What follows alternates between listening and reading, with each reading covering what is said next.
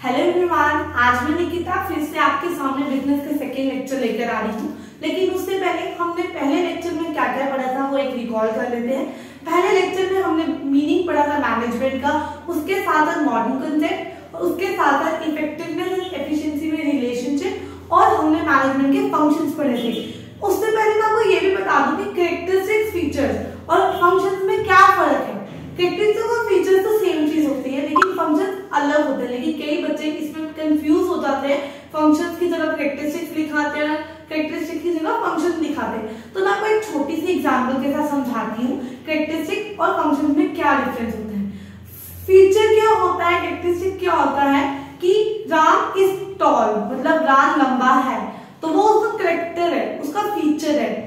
और अगर फंक्शन की बात करूं तो राम पढ़ाई करता है, राम एक स्टूडेंट है, वो एक फंक्शन कर रहा है, क्या कर रहा है, पढ़ाई कर रहा है। तो मैं होप करती हूँ कि आपको इससे थोड़ा सा डिफरेंस क्लियर हो गया, फीचर्स, कैरेक्टरिस्टिक्स और फंक्शंस में क्या डिफरेंस रहता है। तो हमने जैसे पिछले लेक्चर में पढ़ा था, 5 फंक्शंस पढ़े थे हमने मैनेजमेंट के।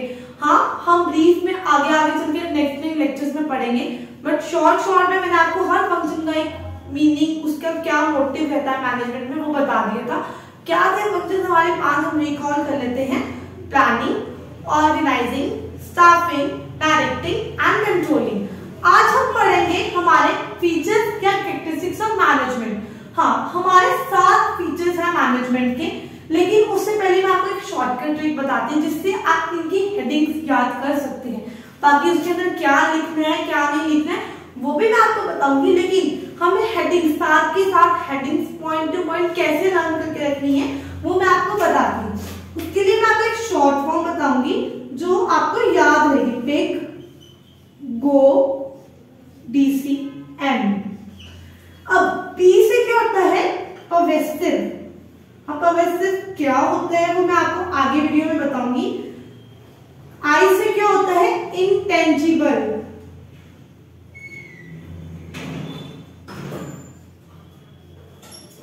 G से क्या होता है, ग्रुप एक्टिविटीज।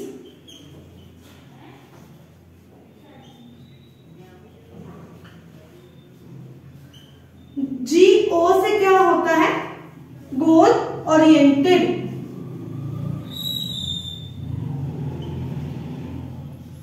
D से क्या होगा, डायनेमिक। C continuous process.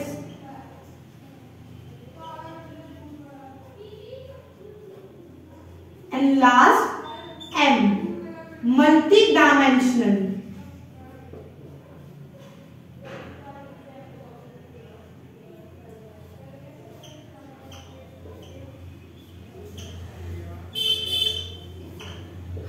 अब ये सारे फीचर्स का क्या काम है और इनमें होता क्या है वो मैं आपको आगे बताऊंगी। लेकिन अगर आपको इन सब की हेडिंग्स याद करनी है तो आप इतना सा याद कर लो, पिक, गो, DCM। P से पर्वेसिव, I से इंटेंजिबल, G से ग्रुप एक्टिविटी, GO से गोल ओरिएंटेड, D से डायनेमिक, C से कॉन्टिन्यूअस प्रोसेस, M से मल्टी डायमेंशनल। इससे क्या होगा, आपको हेडिंग्स याद रखने में आसानी हो जाएगी। अंदर जो लिखना है वो तो आपको जब मैं समझाऊंगी आपको वो भी आसान रहेगा कि आप अपनी लेमैन लैंग्वेज में लिख सकते हो। तो पहले हम बात करते हैं ग्रुप गोल ओरिएंटेड की। अब गोल ओरिएंटेड से नाम से ही हमें पता चल रहा है, जैसे गोल हमारे, अब अगर ऑर्गेनाइजेशन का गोल होगा तो वो कॉमन होगा। अगर उसमें 10 बंदे भी काम कर रहे हैं ना तो उनका एक ही फोकस होगा, एक चीज को अचीव करना। जैसे अब हम गोल ओरिएंटेड पे लिखा हुआ है, focus on achieving goal of an organisation, मतलब किसी ऑर्गेनाइजेशन के गोल को अचीव करने पे फोकस करता है मैनेजमेंट। मतलब पहला उसका कैरेक्टरिस्टिक बता रहा है कि हमें जो हमारे ऑर्गेनाइजेशन का एम है अचीव करने में, एक पे फोकस रखना है। हमारा सेकंड फीचर है ग्रुप एक्टिविटी। लास्ट लेक्चर में मैंने आपको बताया था, जो मैनेजमेंट है एक इंसान का बस नहीं चलता, उसको मिलके 10 बंदे के ग्रुप भी होगा ना, मिलके उनको काम करना पड़ेगा। तो वैसे ही फीचर में उन्होंने बता दिया, it is a group activity. मतलब मैनेजमेंट एक बंदे से नहीं चलेगा, 10 बंदे होंगे तो मैनेजमेंट होगा भाई, ऐसे मैनेजमेंट नहीं होने वाला। Group of individual who work together, मतलब क्या बता दिया उन्होंने, मैंने आपको पहले बताया group of individual work together, मतलब 10 लोग हैं उन्हें इकट्ठे काम करना है, तभी हमारे कैरेक्टरिस्टिक्स अचीव होंगे, हमारा गोल अचीव होगा। हमारा थर्ड कैरेक्टरिस्टिक है कॉन्टिन्यूअस प्रोसेस, मतलब जो मैनेजमेंट है वो कॉन्टिन्यूअस है। और जैसे मैंने पिछले लेक्चर में आपको फंक्शन बताया था, मैंने क्या बोला था, प्लानिंग के बाद ऑर्गेनाइजिंग होगा, स्टाफिंग होगा, डायरेक्टिंग होगा, कंट्रोलिंग होगा। लेकिन कंट्रोलिंग पे आके ये तो नहीं है ना कि अब अगला हम कुछ करेंगे ही नहीं। अगर हमने अब कंट्रोल किया, अब हमने चेक किया कि हमारा हम कहाँ लैग किए हैं, कहाँ हमारा ज्यादा गया, क्या नहीं गया, तो दोबारा हमें प्लान भी करना पड़ेगा। ये तो नहीं है अब कंट्रोलिंग हो गया भाई हमारा काम खत्म, फिर से हमें प्लानिंग करनी है, फिर से हमें ऑर्गेनाइजिंग करनी है, फिर से हमें डायरेक्टिंग, कंट्रोलिंग, स्टाफिंग सब दोबारा करना है। तो हम ये कह सकते हैं कि मैनेजमेंट जो है वो कॉन्टिन्यूअस प्रोसेस है, ऑनगोइंग प्रोसेस है, जो जिसका कोई एंड नहीं होता। अगर हमें प्लानिंग करनी है तो हमें अब ऑर्गेनाइजिंग करनी है, स्टाफिंग करनी है, डायरेक्टिंग करनी है, कंट्रोलिंग करनी है। जब हमारी कंट्रोलिंग भी हो गई, फिर से हमें शायद बीच में प्लान करना पड़ जाएगा, बीच में हमें स्टाफ चाहिए होगा, बीच में हमें कोई चीजें चाहिए होंगी, तो हमें फिर से वो चीज दोबारा रिपीट करनी पड़ती है। तो management is a continuous process, no ending point is there and it is a ongoing process. हमारा फोर्थ फंक्शन है डायनेमिक फंक्शन। अब मैं कह सकते हैं कि मैनेजमेंट जो है वो डायनेमिक है। डायनेमिक क्या होता है कि हमें चेंजेस लाते रहने पड़ते हैं एनवायरनमेंट के अकॉर्डिंग। जब एनवायरनमेंट में कुछ चेंज आ रहा है तो हमें अपने आप को भी चेंज, हमारे एम को चेंज करना पड़ता है, हमारे रिसोर्सेज को चेंज करना पड़ता है। जैसे कि अब अगर हम क्लोथ्स की बात करें, according to the change in weather, taste, preferences of the customers, हमें वो कपड़ों को भी चेंज करना पड़ता है। मार्केट में आज अगर स्वेटर्स हैं तो और समर में स्वेटर्स नहीं आएंगी, वो नॉर्मल कॉटन क्लोथ्स आ जाएंगे। तो ये तो नहीं ना समर में भी वो विंटर के क्लोथ्स बेच रहे हैं। तो according to the change in environment जो ऑर्गेनाइजेशन है उसे भी चेंज करना पड़ता है। अब डायनेमिक फंक्शन क्या होता है, it change itself with change in environment, मतलब ऑर्गेनाइजेशन को अपने एम को, अपने गोल्स को, अपने हर एक चीज को चेंज इन एनवायरनमेंट के अकॉर्डिंग चेंज करना पड़ता है। अब जैसे मैंने आगे ही लिखा है लीगल या टेक्नोलॉजिकल एक्सेट्रा। लीगल कैसे, जैसे कि आज कोर्ट में कोई लॉ पास हो गया, अब जो मेरा एम था वो उस लॉ के अगेंस्ट जा रहा है। मतलब पहले वो नहीं था लॉ के अगेंस्ट, लेकिन अब कोई लॉ पास कर दी है, अब उसके अगेंस्ट हो गया, तो मुझे अपना प्लान चेंज करना पड़ेगा। क्योंकि अगर मैं वही एक्टिविटीज अभी भी कंटिन्यू करती रहूंगी तो वो इन फ्यूचर मेरे लिए प्रॉब्लम क्रिएट कर सकता है। टेक्नोलॉजी कैसे हो जाएगा, जैसे आज कोई नई टेक्निक आ गई है मार्केट में, नई मशीन आ गई है मार्केट में, तो हमें वो परचेज करनी पड़ेगी ताकि हम हमारे कॉम्पिटिटर से पीछे ना रह जाए। तो हमारा नेक्स्ट स्टेप क्या है, इंटेंजिबल। इंटेंजिबल क्या होता है, जिसको हम देख नहीं सकते। तो क्या हम मैनेजमेंट को देख सकते हैं, क्या हमें दिखती है मैनेजमेंट? अब तो स्कूल्स में भी मैनेजमेंट होती है, क्या हमें पता है क्या मैनेजमेंट क्या होती है, क्या हमें है मैनेजमेंट, कोई उसकी आइडेंटिटी तो नहीं है, हम तो वो फील कर सकते हैं। कैसे, अब कोई चीज सिस्टमैटिक वे में चल रही है तो ऑब्वियसली बात है मैनेज हुआ है तो चल रही है। अब उसको हमने फील किया, देखा तो नहीं ना भाई कोई चीज खड़ रख दी तो ये मैनेजमेंट है, वो मैनेजमेंट नहीं होता। मैनेजमेंट सिर्फ फेल्ट किया जाता है, देखा नहीं जाता। तो क्या ये can't be seen only felt, जैसे मैंने आपको अभी बताया कि हम देख नहीं सकते सिर्फ फील कर सकते हैं। नेक्स्ट हमारा टॉपिक है पर्वेसिव। पर्वेसिव क्या होता है, किसी को कोई आइडिया हो पर्वेसिव का मतलब क्या होता है? एक्चुअली में पर्वेसिव क्या होता है, applicable in all type of organisation, मतलब हर चीज में मैनेजमेंट होती है, हर ऑर्गेनाइजेशन में मैनेजमेंट होती है, जहां तक हमारे घरों में भी मैनेजमेंट होती है। कैसे, अब हमारी मम्मा, जैसे मैंने पिछले लेक्चर में भी आपको ये एग्जांपल दी थी शायद, जैसे हमारी मम्मा हर चीज किचन में सिस्टमैटिक वे में रखती है। नमक नमकदानी में ही है, मसाले मसालेदानी में ही है, ऐसा तो नहीं नमक इधर फेंका हुआ, चीनी इधर है, पत्ती इधर है, सब कुछ अपनी अपनी जगह पे होता है, तो वो भी तो मैनेजमेंट है। स्कूल्स में भी मैनेजमेंट है, ट्यूटोरियल्स में मैनेजमेंट है, बड़ी बड़ी बिल्डिंग्स, बड़े बड़े ऑफिसेस में मैनेजमेंट है, बैंक्स में मैनेजमेंट है। तो हम कह सकते हैं applicable in all type of organisation, whether it is school, hospital, sports complex etcetera.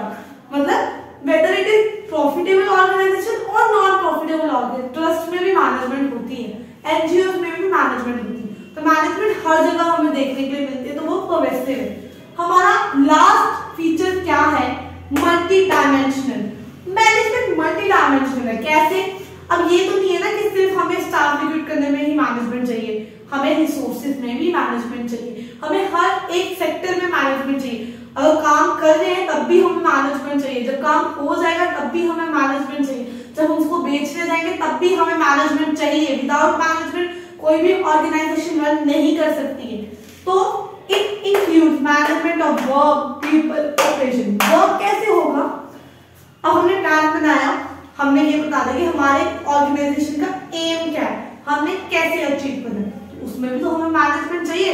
ये नहीं कोई कुछ बोल रहा है कोई कुछ बोल रहा है तो हम सब कुछ करने चले जाएंगे। हर एक बंदे की राय लेके एक मैनेजमेंट के मीटिंग बिठा के तो हम उसको एम को अचीव करना है, क्या लेना है क्या नहीं लेना, उसको डिसाइड करेंगे। फिर मैनेजमेंट ऑफ पीपल, अब हमने स्टाफ रिक्रूट कर दी है, सब कुछ कर दी है, लेकिन अब उनको मैनेज भी तो करना है। ये तो नहीं है कि प्लानिंग वाला प्लानिंग कर रहा है, जिसको सामान बनाने के लिए फैक्ट्री में भेजना वो पता नहीं कहाँ ऑफिस में बैठा हुआ है, जिसको कंप्यूटर पे काम करना है वो भाई अंदर फैक्ट्री में सामान बना रहा है। तो हमें पीपल्स को भी मैनेज करना है। Then operation, management of operation क्या होता है? हमने सामान लाया, अब उसको हमने सेमी फर्निश्ड लुक में बनाना है, फर्निश्ड लुक में बनाना है, फिर हमें उसको आगे जाके मार्केट में बेचना है। अब ये तो नहीं है ना पहले हम उसको बना लेंगे, पहले मार्केट में बेचेंगे आधे अधूरे बने हुए कुछ, फिर उसको बनाएंगे, ऐसा तो कोई नहीं करता। स्टेप बाय स्टेप हर चीज होती है, तो इसमें भी हमें मैनेजमेंट चाहिए। तो ये थे हमारे 7 फीचर्स या कैरेक्टरिस्टिक ऑफ मैनेजमेंट। एक बार रिकॉल कर लेते हैं सातों के साथ। गोल ओरिएंटेड क्या हो गया? हमारा एक कॉमन गोल होना चाहिए ऑर्गेनाइजेशन का। ग्रुप एक्टिविटी क्या हो गया? अकेला बंदा मैनेजमेंट नहीं चला सकता, ग्रुप ऑफ पीपल होंगे तो मैनेजमेंट होगी। कॉन्टिन्यूअस प्रोसेस क्या हो गया? नो एंडिंग पॉइंट, मतलब चलता जाता कहीं एंड नहीं होता मैनेजमेंट। डायनेमिक फंक्शन हो गया, it changes itself according to the change in environment. Environment में जैसे चेंज आएगा वैसे वो चेंज करना पड़ता है मैनेजमेंट। इनटेंजिबल, देख नहीं सकते सिर्फ फील कर सकते हैं, can't be seen only felt. Pervasive, applicable in all type of organisation, हर ऑर्गेनाइजेशन में मैनेजमेंट होता है, वेदर इट इज प्रॉफिटेबल और नॉन प्रॉफिटेबल।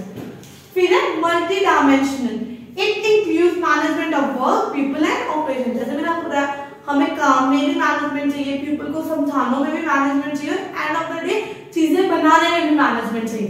तो ये थे हमारे 7 फीचर्स। अगर अब हम इसकी केस स्टडीज की बात करें, हमारे जो एग्जाम्स आते हैं ना उसमें केस स्टडीज कैसे आती है? या तो एक नंबर में एक लाइन में आपको एक लाइन दी जाएगी और बोलेंगे इसमें कौन सा फीचर एप्लीकेबल हो रहा है हमें बताओ। अगर तो आपने फाइंड कर ली तो 1 नंबर आपको मिल गया, और वो उसी क्वेश्चन के ही क्वेश्चन में आपको आंसर छिपे होते हैं। ये आप पर है, आप उसको कैसे फाइंड आउट करेंगे। या तो आपको एक बड़ी सी 5-6 नंबर में केस स्टडीज दे देंगे, उसमें आपको वो फाइंड आउट करना पड़ता है, वो आपके ऊपर है। वो 5-6 नंबर आपको आसानी से लेने हैं, ये तो नहीं है ना इसमें आपको रट्टे चढ़ाने हैं। मैंने तो आपको ट्रिक भी बता दी, फिर से एक बार लिख देती हूँ। पिक, गो, DCM, चाहे इसे नोट कर लेना क्योंकि ये आपको हेल्प करेगी आपके आगे फीचर्स को लर्न करने में।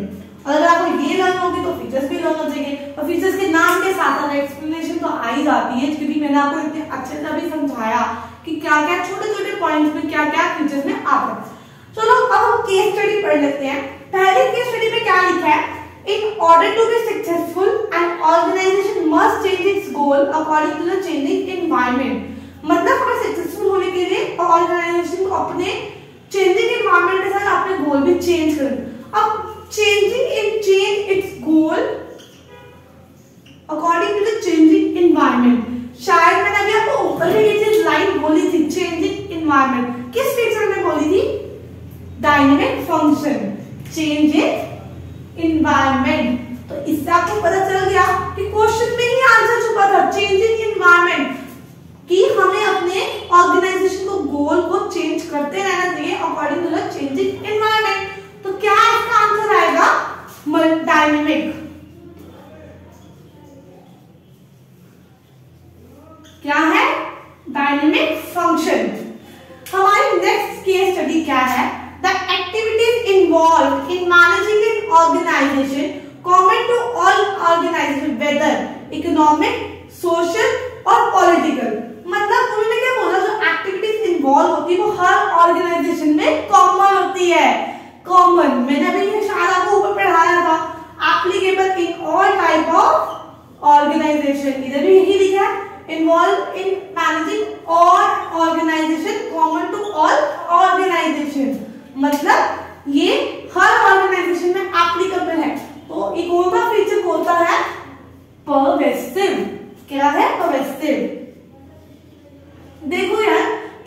क्वेश्चन में ही आपको आंसर्स मिले जा रहे हैं अगर आपने अच्छे से वो पढ़ा होगा।